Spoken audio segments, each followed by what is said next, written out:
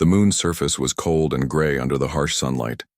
Inside the alien dome, warm air circulated and artificial gravity kept everyone's feet on the ground.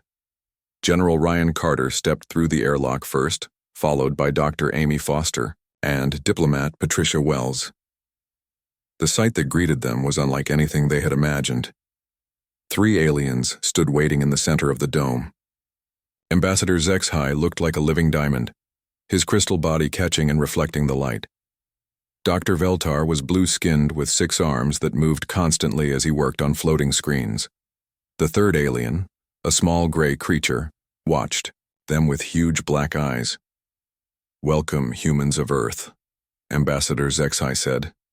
His voice came from a device on his chest, translating his words into perfect English. "I am Ambassador HFY. This is Dr. Veltar, our chief researcher, and his assistant Pip." General Carter stepped forward. "I am General Ryan Carter, representing Earth's governments. This is Dr. Amy Foster, our expert on Earth's life forms, and Patricia Wells, our chief diplomat." "We are honored to meet you," Patricia said, trying to hide her amazement at seeing real aliens. Dr. Veltar's 6 arms moved quickly over his screens.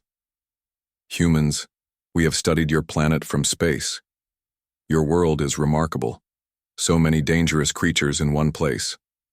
"Yes," Dr. Foster agreed. "Earth has many predators. We brought information about our most dangerous animals to share with you." Ambassador HFY's crystal body seemed to brighten. "Excellent. We are here to meet with your apex predator, the creature that stands above all others on your world." Dr. Foster activated her tablet computer. "We have many candidates. Let me show you some of them." She projected a hologram of a great white shark into the air. The massive fish swam through the light, its rows of teeth clearly visible. "This is a great white shark," Dr. Foster explained. "It can grow 20 feet long and has hundreds of razor-sharp teeth. It hunts in the oceans and can bite with the force of a small truck." Dr. Veltar's eyes widened. "Impressive. Very dangerous." "But wait," Dr. Foster continued. She showed them a grizzly bear. "This creature weighs 800 pounds and has claws longer than your fingers. It can run 30 miles per hour and climb trees." Pip made a small sound of fear. "So fast and strong." Patricia added another hologram. "This is a Bengal tiger. It hunts alone and can leap 15 feet. Its bite can crush bones." The aliens looked at each other with confusion. Dr. Veltar studied his screens and frowned. "These creatures are indeed dangerous," Ambassador HFY said slowly. "But our sensors show a different species as dominant, one that is spread across your entire planet." General Carter nodded. "You're probably thinking of humans. We're the intelligent species that built the cities and technology you can see from space." "Yes, exactly," Dr. Veltar said, his excitement growing. "You are the apex predator we seek, the dominant species." The humans looked at each other in surprise. Dr. Foster laughed nervously. "I think there's been a misunderstanding. Humans aren't predators like sharks or bears, we're just people." Ambassador HFY's crystal body dimmed. "But our readings show that your species dominates all others. You have spread to every environment on your planet." "Well, yes," Patricia admitted. "Humans live everywhere from the Arctic to the deserts. But we're not dangerous like wild animals." Dr. Veltar pulled up new data on his screens. "But what hunts the creatures you showed us? What kills the sharks and bears and tigers?" Dr. Foster shifted uncomfortably. "Well, humans do sometimes. For food or protection or sport." "Sport?" Pip squeaked.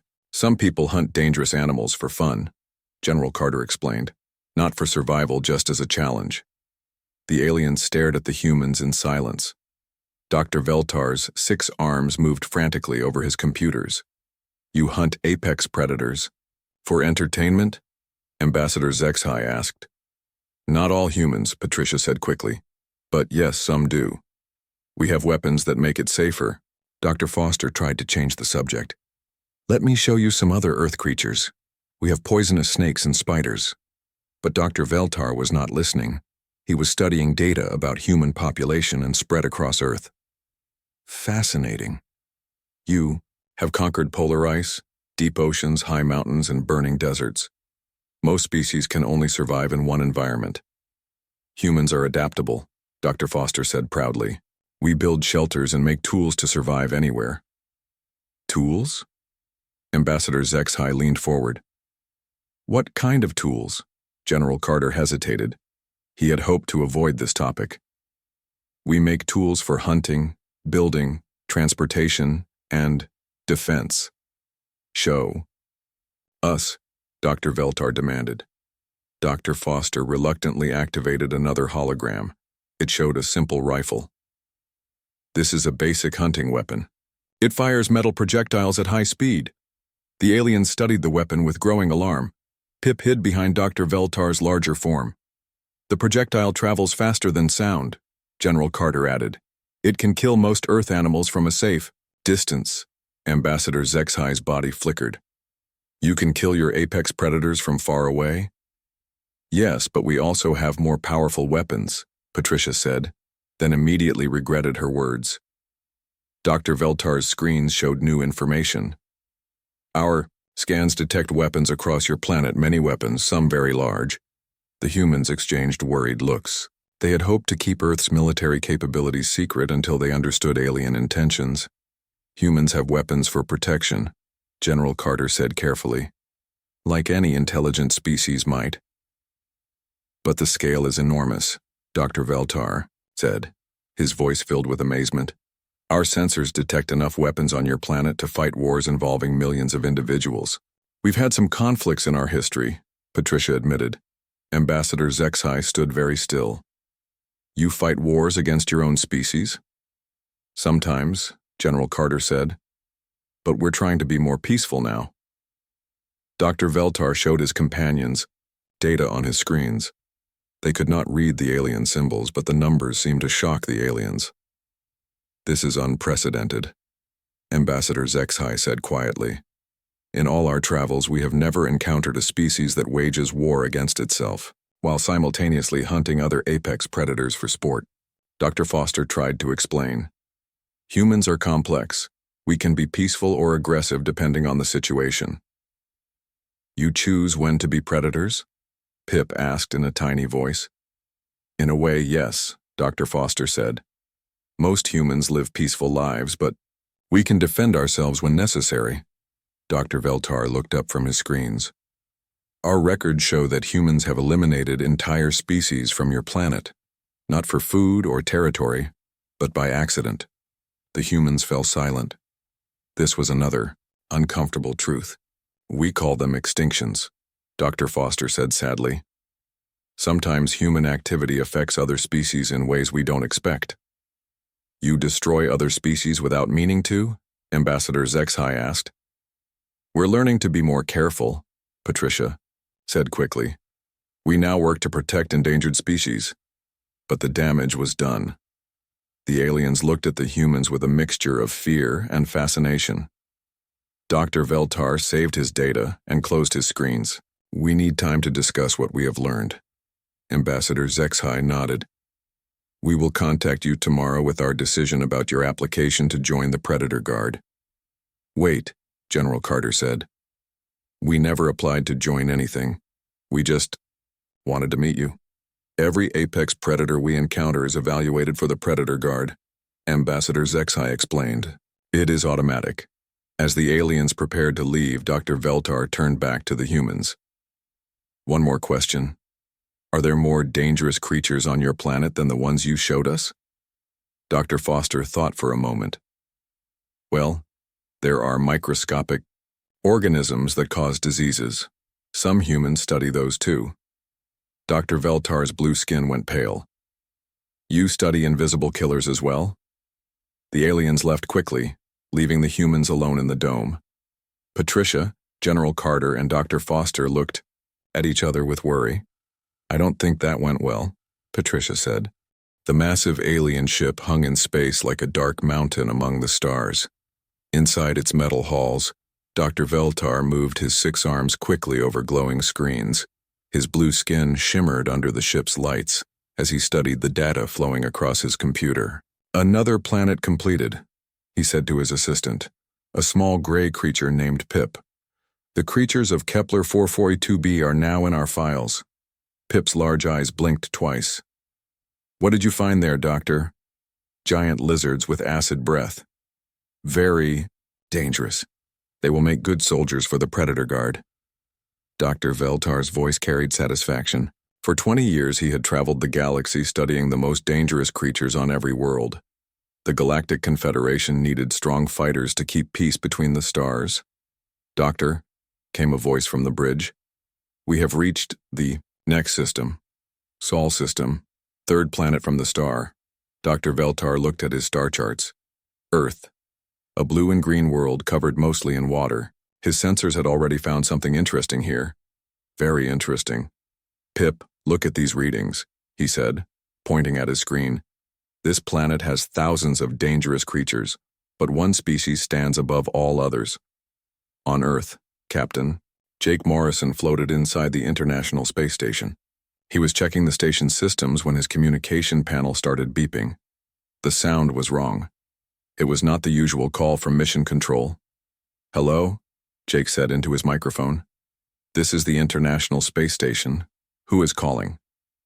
The voice that answered made Jake's heart race. It was clearly not human. The words were perfect English, but the tone was strange and musical. Greetings, human. We are the research ship Kethmaran of the Galactic Confederation. We come in peace to study your world. Jake stared at his radio in shock. First contact. After decades of searching the stars, aliens had found them. I need to contact my government, Jake said. Of course, we will wait. But know this, human. Jake Morrison. Your world interests us greatly. We seek your planet's apex predator. The line went quiet. Jake's hands shook as he reached for the emergency communication system. Within 6 hours, every major government on Earth knew about the contact. President Lisa Rodriguez sat in the White House Situation Room with her top advisors. General Ryan Carter, a tough Marine with gray hair and sharp eyes, studied satellite images of the alien ship. It's real, said Dr. Amy Foster, the country's top scientist who studied life in space. The ship is 3 miles long. The technology is far beyond anything we have. What do they want? Asked President Rodriguez. They said they're looking for Earth's apex predator, General Carter replied. They mentioned something called a Predator Guard. Dr. Foster pushed her glasses up her nose. An apex predator is the top hunter in any environment. On Earth, that could be great white sharks, polar bears, tigers, or crocodiles. So they want to study our dangerous animals? The president asked. It seems that way. Maybe they collect specimens from different worlds. President Rodriguez made her decision. General Carter, I want you to lead our response team. Take Dr. Foster and our best diplomats. Find out what these aliens really want. The alien ship moved closer to Earth. Dr. Veltar watched the blue planet grow larger on his screens. His sensors showed him amazing things. This world had more dangerous creatures than most planets he had studied. Look at this, Pip, he said, showing his assistant the scan results. Creatures with razor teeth that live in the water, large brown beasts with powerful claws, striped hunters with killing fangs, and things with thick skin and massive jaws. They all sound very dangerous. Doctor, yes, but none of them are the apex predator. My sensors show one species that is above all others, one that has spread across the entire planet, one that has no natural enemies. Dr. Veltar's excitement grew as he studied more data. Pip, this species has done something I have never seen before. They have changed their entire planet. They control fire, they fly through the air, they swim in the deepest oceans, they live in the hottest deserts and the coldest icelands. What do they look like? Pip asked. Dr. Veltar frowned at his screens. That is strange. They look soft. No claws, no fangs, no thick skin.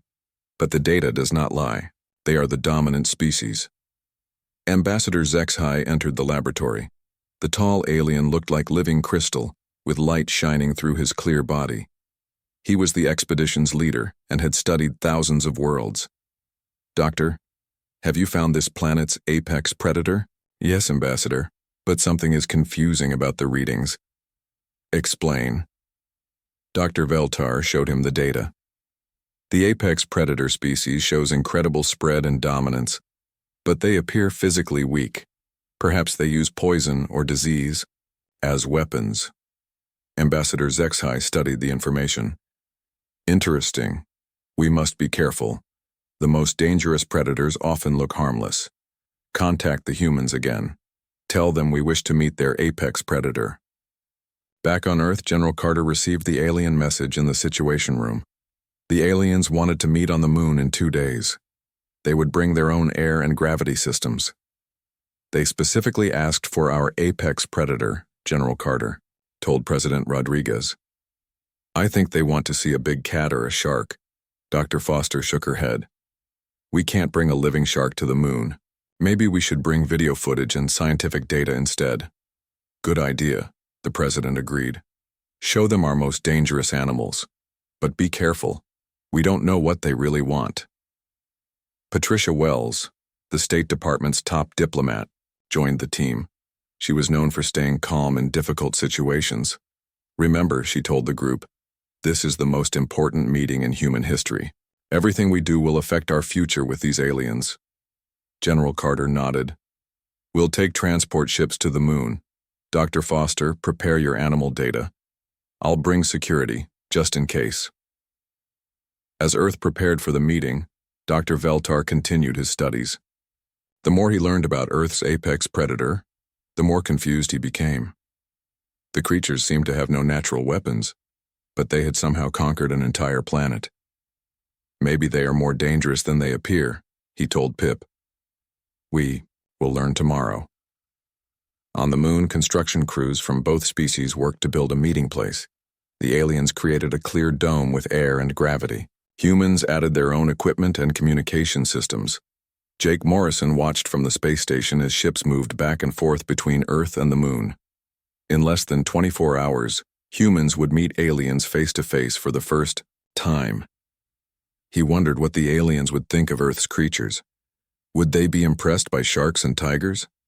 Would they want to take some animals back to their ship?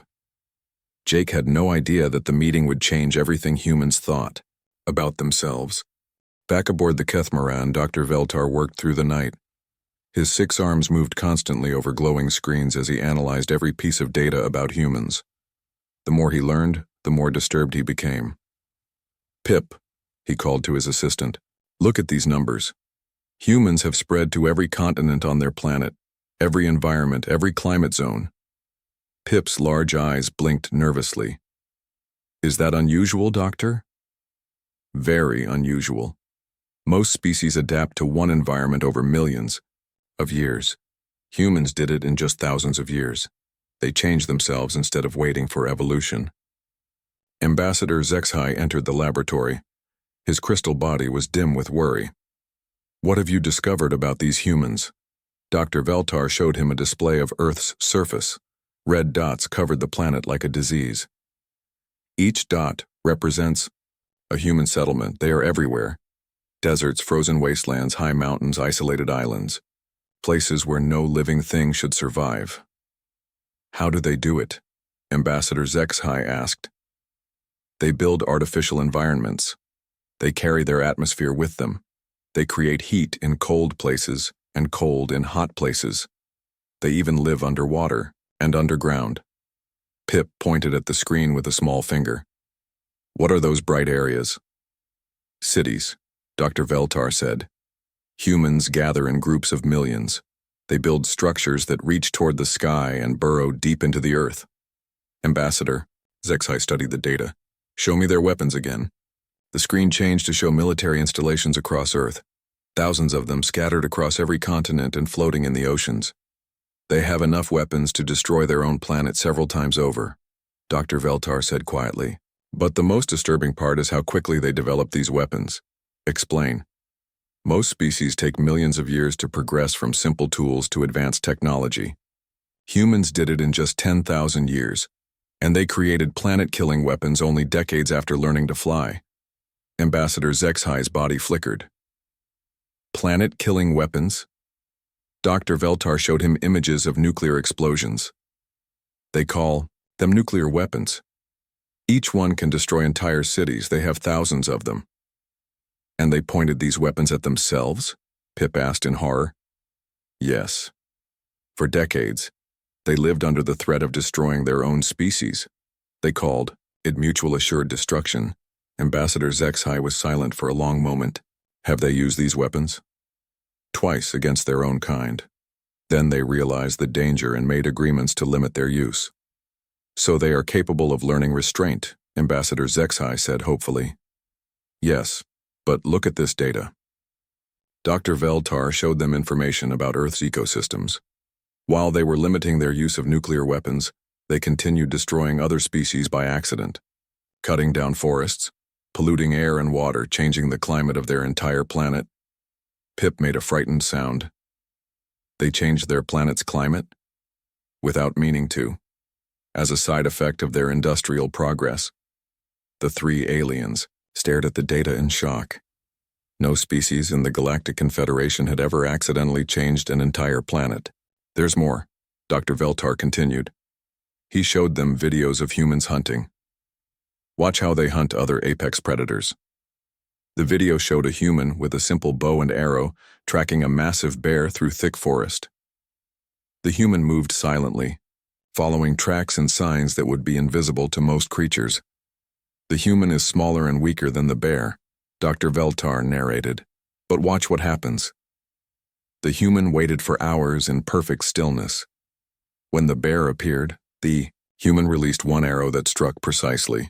The bear collapsed within minutes. Patience, precision, and planning, Ambassador Zexai observed. The human used intelligence instead of strength. Now watch this, Dr. Veltar said. The next video showed humans hunting a great white shark from a small boat. They used hooks and lines to pull the massive predator from its own environment. They took an apex predator out of its element, Pip whispered. But the most impressive hunting technique is this, Dr. Veltar said. The final video showed a human running after a deer across open grassland. Hour after hour, the human maintained a steady pace while the deer sprinted, stopped to rest, then sprinted again. The deer is faster, Ambassador Zexai noted. But the human never stops. Watch. After 6 hours, the deer collapsed from exhaustion. The human, still running steadily, approached and killed it with a simple spear. They hunt by never giving up, Dr. Veltar explained. They call it persistence hunting. They can run for days without stopping. Ambassador Zexai's crystal body went completely dark. They are endurance predators. The most efficient kind, Dr. Veltar agreed. They don't need to be the fastest or strongest. They just need to be more stubborn than their prey. Pip looked at more data flowing across the screens. Doctor, what is this information about domestication? Dr. Veltar's expression grew even more troubled. Perhaps the most disturbing discovery. Humans take other predators and turn them into allies. The screen showed images of dogs in human homes. Large, powerful animals with sharp teeth living peacefully with human families. They turned wolves into companions, Dr. Veltar explained. Wolves are pack hunters, apex predators in many environments. But humans convinced them to join human packs instead. How? Ambassador Zexai asked. Food, shelter, and social bonding. The wolves gave up their independence to become part of human society. More images showed humans with horses, cats, and even larger predators like tigers in captivity. They keep apex predators as pets, Pip said in amazement. Not just pets, partners. The dogs help humans hunt. The horses carry humans faster and farther. The cats control smaller pests. Ambassador Zexai studied the information carefully. So humans don't just defeat other apex predators. They recruit them. Exactly. And there's something else. Dr. Veltar showed them medical data. Humans intentionally expose themselves to diseases to build immunity. The aliens stared at him in confusion. They take dangerous viruses and bacteria and inject them into their own bodies, Dr. Veltar continued. Their immune systems learn to fight the diseases. They call it vaccination. They weaponize their own biology against microscopic predators. Ambassador Zexhai said slowly. Yes, and they study the most dangerous diseases on their planet to learn how to defeat them. Pip pointed at new data. What about their social structure? Dr. Veltar showed them information about human cooperation.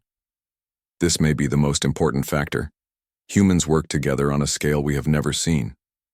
The screen showed images of human cities with millions of individuals cooperating in complex systems. Each human specializes in different skills, Dr. Veltar explained. Some grow food, others build tools, others create knowledge. They share resources across vast distances. Like a hive mind? Ambassador Zexhai asked. No, that's what makes it remarkable. Each human thinks independently, but they choose to cooperate. They can work together or compete against each other as the situation requires. Ambassador Zexhai was quiet for a long time. Finally, he spoke. What is your recommendation, Doctor? Dr. Veltar looked at all the data surrounding them. Humans are unlike any species we have ever encountered. They are apex predators who hunt other apex predators. They are endurance hunters who never give up. They turn enemies into allies. They adapt to any environment. They cooperate on a massive scale while maintaining individual thinking. And? Ambassador Zexhai prompted. And they developed weapons capable of destroying planets within decades of learning to fly. Then they chose not to use them. The laboratory was silent, except for the humming of computers. They are either the most dangerous species in the galaxy, Dr. Veltar concluded, or the most valuable allies we could ever find. Ambassador Zexhai's crystal body began to glow again. We must present this information to the Confederation Council. They need to decide how to respond to humanity.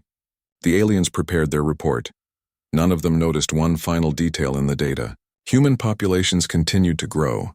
Human technology continued to advance. And human settlements continued to spread beyond their home planet. Humans were already building permanent bases on their moon and planning missions to other planets in their system. The apex predators of Earth were preparing to become the apex predators of space. The message from the Galactic Confederation arrived 3 days later. Ambassador Zexhai's crystal form appeared on screens across Earth as he delivered the verdict.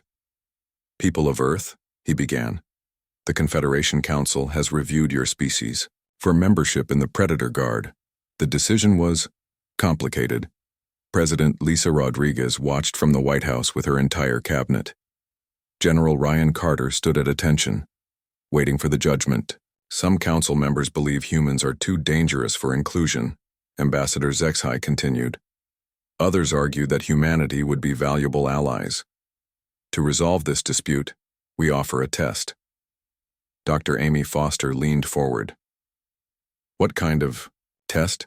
A survival challenge on Europa, one of your system's moons. Our training facility there tests apex predators from across the galaxy. If humans can complete the challenge, you will be welcomed into the Confederation as equals. General Carter stepped forward. What are the risks? The test is designed to be difficult but not deadly. However, failure would mean humanity remains isolated from galactic civilization. President Rodriguez made her decision quickly. We accept the test. General Carter will select our representatives. Within hours, Carter had assembled his team. He chose himself to lead, along with 4 specialists, Sergeant Maria Santos, the best sniper in the military, Ben Clark, a survival expert who had lived alone in wilderness for months, Captain Steve Thompson, a pilot who could fly anything with wings or engines, and Dr. Kevin Park, a medic who had served in combat zones around the world. Dr. Foster joined them as scientific observer, though she would not participate in the actual test. Remember, General Carter told his team as they prepared to leave Earth, we're not just representing our military. We're representing all of humanity. Europa was a ball of ice floating in space around Jupiter. The alien facility sat in a crater on the moon's surface, protected by energy shields and artificial atmosphere. As the human shuttle landed, they saw other ships from across the galaxy. Looks like we're not the only ones being tested, Captain Thompson observed. Ambassador Zexhai met them at the airlock. Behind him stood creatures the humans had never imagined. A 10-foot tall insect with blade-like arms, a bear-sized creature, covered in metal scales, something that looked like a walking tree with thorns for fingers. "Welcome to Testing Facility Gamma," Ambassador HFY said. "You will be the 15th species tested this year." Dr. Foster looked around nervously. "How many have passed?" "3," Dr. Veltar answered, approaching with his usual collection of floating screens. "Most species are eliminated within the first day." The testing arena was a dome 50 miles across, filled with different environments. Frozen wastelands, burning deserts, dense jungles, and rocky mountains all existed under one roof. At the Ice Age center stood a metal tower reaching toward the dome's peak. "The objective is simple," Dr. Veltar explained. "Reach the tower's top within 7 days. The environments contain dangerous creatures, natural hazards, and survival challenges. Work, together or alone as you choose." Sergeant Santos studied the terrain through binoculars. "What kind of dangerous creatures?" "Each environment contains apex predators from different worlds," Dr. Veltar said. "They are kept hungry to increase motivation." Ben Clark checked his survival gear. "Are we allowed to bring weapons?" "Only what you carry now. The test measures natural ability, not technology." General Carter looked at his team. Each person carried basic military equipment, knives, rope, first aid supplies, and emergency food for 3 days. Sergeant Santos had her rifle with limited ammunition. "Any other rules?" Captain Thompson asked. Dr. Veltar's screen showed a countdown timer. "The test begins now. Good luck, humans." The team entered the dome through an airlock. Immediately, they felt the change in environment. The air was thick and humid, filled with strange sounds and unfamiliar smells. "Stay together," General Carter ordered. "Ben, what's our best route?" Ben Clark studied the terrain ahead. Dense jungle stretched for miles in every direction, with the tower barely visible through the green canopy. "Jungle's going to slow us down, but it offers cover and water sources," Ben said. "Alternative is the desert, but that means exposure and no water." "Jungle it is," Carter decided. They had walked for only an hour when they encountered their first challenge. A river blocked their path, 50 feet wide and flowing fast. The water was dark, hiding whatever lived beneath. "Bridge is 2 miles upstream," Captain Thompson observed, checking a map Dr. Veltar had provided. "That's too far out of our way," Ben said. "I can build a raft." Using rope and fallen logs, Ben constructed a simple but sturdy raft. As they prepared to cross, Sergeant Santos noticed movement in the water. "Something's down there," she warned, raising her rifle. A creature surfaced near the raft. It looked like a crocodile crossed with a shark, 20 feet long with triple rows of teeth. The alien observers watching from hidden cameras expected the humans to retreat. Instead, General Carter made a tactical decision. "Maria, can you hit its eyes?" "Easy shot," Sergeant Santos replied. Her first bullet struck the creature's left eye with perfect precision. The beast roared and dove underwater, but now it was blind on one side and confused. "Move fast," Carter ordered. They pulled the raft across quickly while the injured predator thrashed in the water behind them. Captain Thompson used his engineering knowledge to calculate current and wind, keeping them on course despite the chaos. Dr. Veltar watched the footage with amazement. They wounded an apex predator to create an opening, then used teamwork to exploit the opportunity. Most species either flee or try to fight directly, Ambassador HFY noted.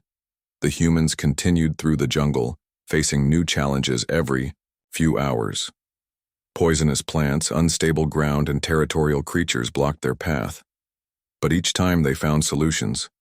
When giant spiders dropped from trees, Dr. Kevin Park used his medical knowledge to create antidotes from local plants. When they needed to climb a cliff face, Captain Thompson used physics to calculate anchor points and tension loads for their ropes.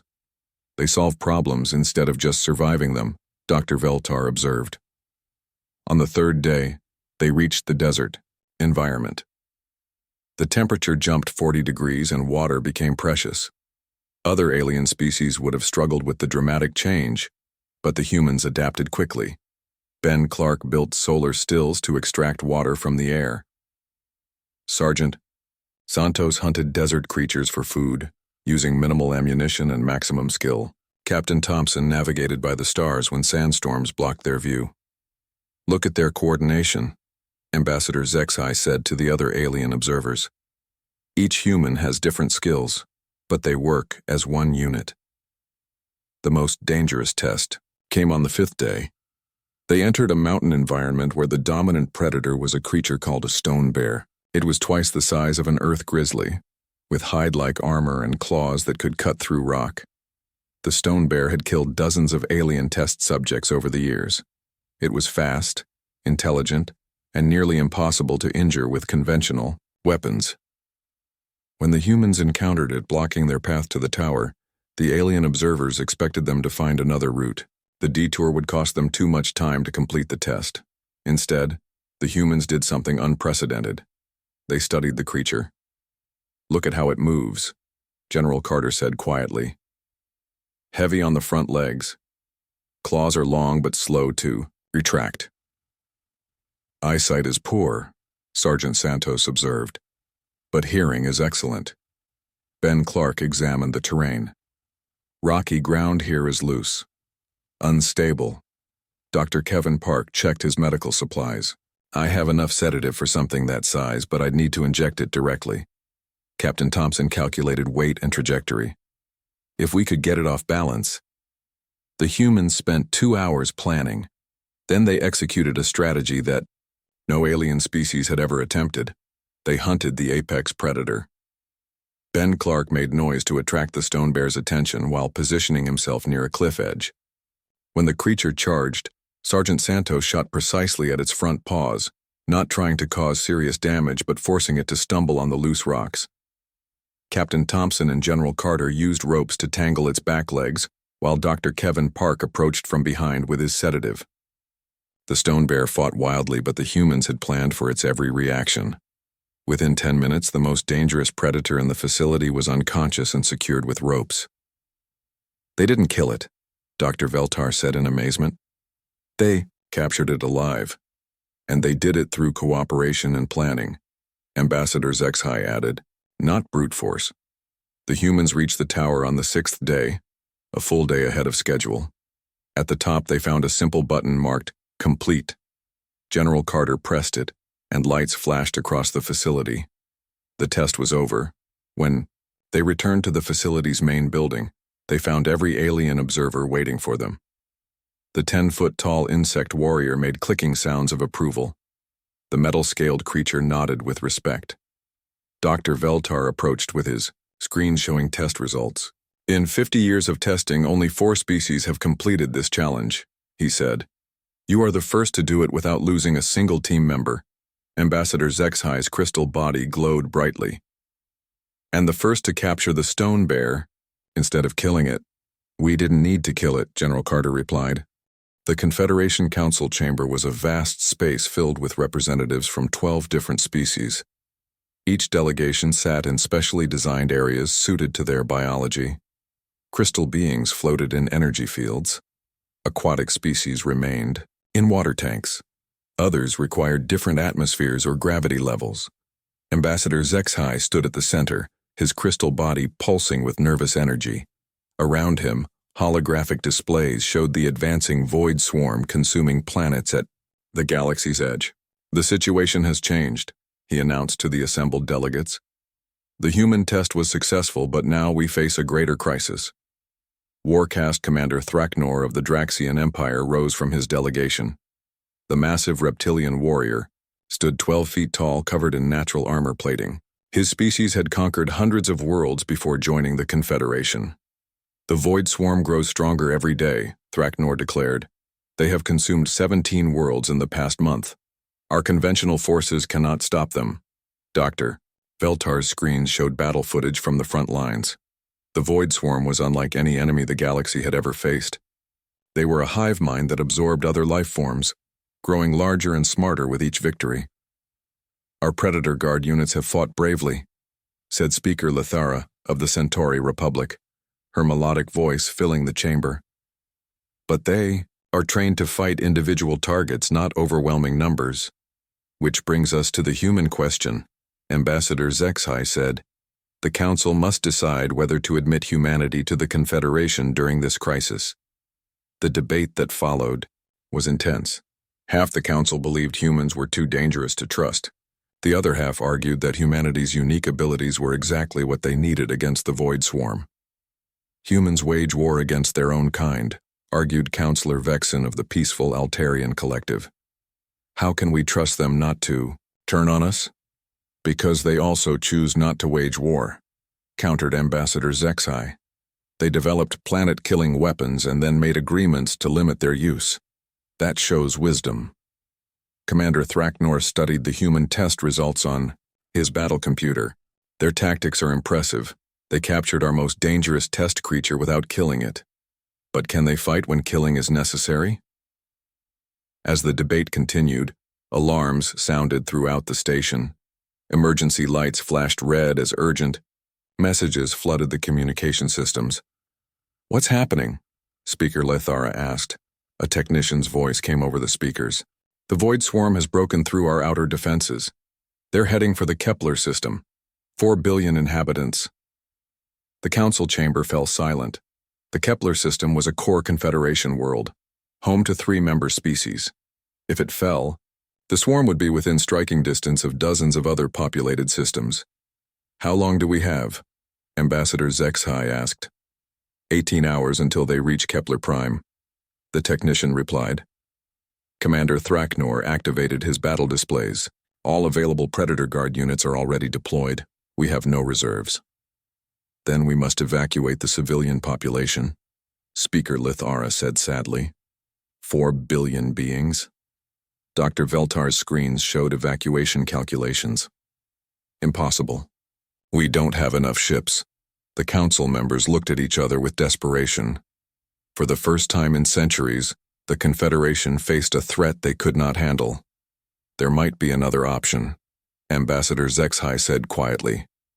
"General, Carter had been listening to the emergency broadcasts from Europa. When the call came for volunteers for a desperate mission, he didn't hesitate. 'We'll do it,' he told Ambassador Zexai over the communication link. "General, you don't understand the danger," Ambassador Zexai warned. "This mission requires infiltrating the Void Swarm's primary hive ship. No one has ever attempted such a thing." "What exactly needs to be done?" Sergeant Santos asked. Dr. Veltar explained the plan. "The Void Swarm operates as a hive mind. All their ships are controlled by a central intelligence aboard their largest vessel. If we can disrupt that intelligence, the entire fleet becomes confused and vulnerable." "How do we disrupt it?" Captain Thompson wanted to know. "By introducing a computer virus into their central system, but someone must physically access their main computer core." Ben Clark studied the ship layouts on Dr. Veltar's screens. "That means getting inside a ship full of hostile aliens who want to absorb us into their collective." "Yes," Dr. Veltar admitted, "which is why no Confederation species has volunteered. The survival chances are less than 1%. Dr. Kevin Park checked his medical supplies. "What happens if we're captured?"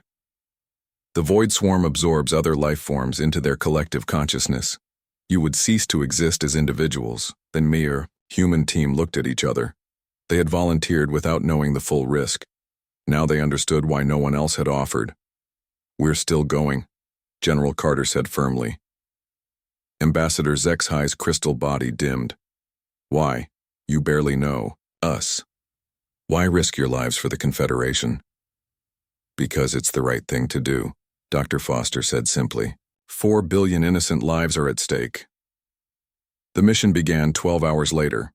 A Confederation stealth ship carried the human team toward the Void Swarm fleet. As they approached, they saw the true scale of their enemy.